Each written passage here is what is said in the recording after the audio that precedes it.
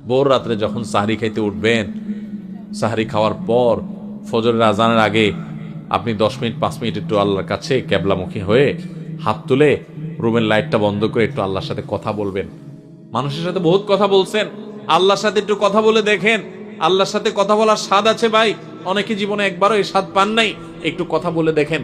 ভোর রাতে সাহরি খেতে উঠলে 10টা মিনিট একটু হাত তুলে কথা বলেন। কিভাবে কথা বলবেন?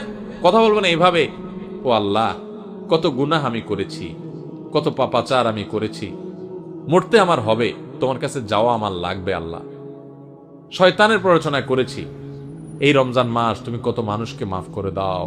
নবী করিম সাল্লাল্লাহু আলাইহি ওয়াসাল্লাম বলেছেন, ওয়ালিল্লাহি উতাকাউ মিনান নার ওয়া যালিকা ফি কুল্লি লাইলা।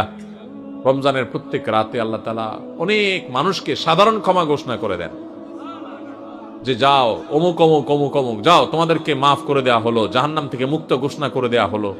আল্লাহ কত মানুষকে আপনি সাধারণ ক্ষমা করে দিবেন। আল্লাহ আপনার সাধারণ ক্ষমা পাওয়ার জন্য কোনো যোগ্যতার দরকার হয় না, আপনি চাইলে যাকে তাকে মাফ করে দিতে পারেন।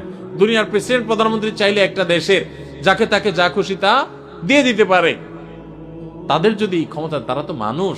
আল্লাহ আপনি তো মহান সৃষ্টিকর্তা, আপনি তো চাইলে আমার সব অপরাধগুলো মাফ করে আমাকে ফেরেশতা বানায় ফেলতে পারেন, পারেন না আল্লাহ?